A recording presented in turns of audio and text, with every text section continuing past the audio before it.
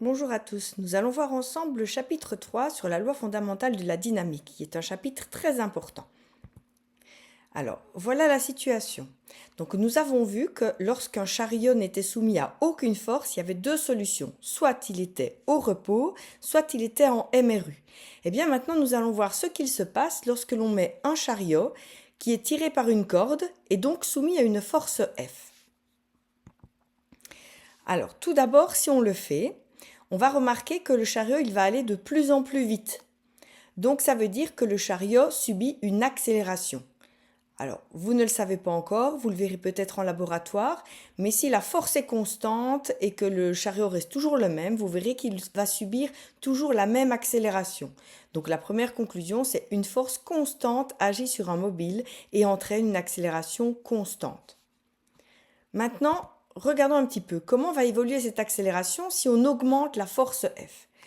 Je pense que vous avez facile à imaginer que si on augmente la force, le chariot va avoir une accélération plus grande. Donc ici, vous voyez, on a pris à chaque fois le même chariot, on a mis des forces de plus en plus grandes, et bien l'accélération de la force plus grande sera plus grande.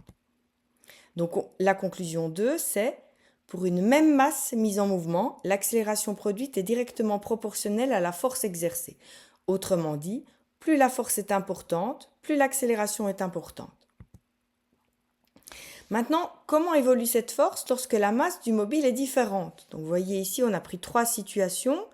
Un mobile plus léger, un mobile un petit peu moins léger, et puis un mobile beaucoup plus lourd. Et on le soumet à la même force F. Alors, que va-t-il se passer dans ce cas-là? Eh bien, on verra dans ce cas-là que le mobile plus léger va avoir une accélération plus grande.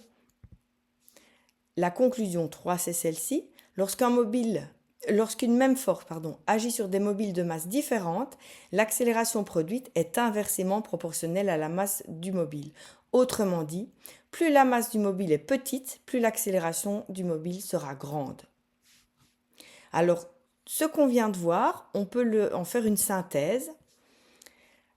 Donc, si on met les deux relations ensemble, on voit que l'accélération est plus grande quand la force est plus grande et l'accélération est plus grande quand la masse est plus petite. Donc, M et A sont inversement proportionnels. On peut en déduire que A égale F sur M. Alors, nous, on retiendra la formule autrement. On va retenir la formule sur la forme, excusez-moi, F égale MA. Alors ça, c'est vraiment une formule que vous allez devoir retenir. Donc quand on va voir un mobile qui est soumis à une force, on va pouvoir déterminer son accélération en utilisant la formule F égale MA. Et M est bien la masse du mobile. Alors ça nous donne une petite définition du Newton, donc la force d'un Newton, est l'intensité de la force qui communique une accélération d'1 mètre par seconde au carré à un mobile dont la masse est d'1 kilogramme. Donc en gros, c'est la définition qu'on retire directement de la formule. Maintenant, la loi fondamentale de la dynamique à retenir. Donc lorsqu'un objet de masse m est soumis à un ensemble de forces dont la résultante est F, cet objet acquiert une accélération A telle que F égale ma. Donc vous apprenez dans la loi fondamentale de la dynamique que ce qui est important, c'est que F est la résultante des forces qui agissent sur le mobile. On va faire quelques petits exercices après, mais retenez bien. Donc F, c'est la résultante des forces qui agissent sur le mobile, elle est en newton. M est la masse du mobile, il est en kilogrammes. Et A sera l'accélération du mobile, qui sera en mètres par seconde carré.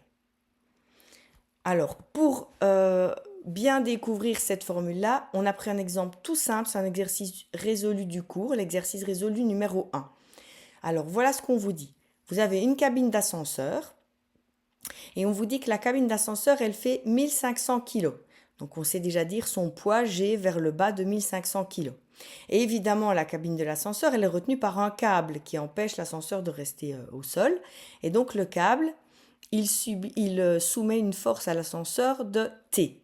T comme tension du câble. Et on vous demande de calculer la force exercée par le câble. Tout d'abord si la cabine est au repos. Ensuite, si la cabine est en MRU, puis au moment du démarrage vers le bas, lorsque l'accélération sera de 0,8 mètres par seconde carré. Alors, regardons ensemble. Tout d'abord, On peut calculer le poids de l'ascenseur. Donc 1500 x 9,81, ça fait 14 700 newtons. Donc on connaît déjà une des deux forces. Et maintenant, on peut en déduire T. Donc vous savez que si l'ascenseur est au repos ou en MRU, qu'est-ce qui se passe? C'est le principe d'inertie. La somme des forces est égale à 0.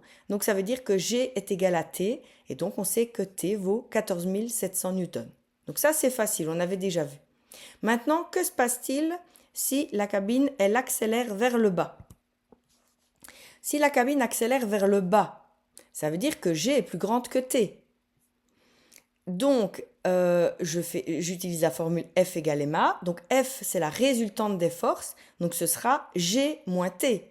Donc, G moins T est égal à ma. Donc, à M, 1500 kg fois 0,8. Donc, ça nous donne 1200 newtons. Et je peux en déduire T.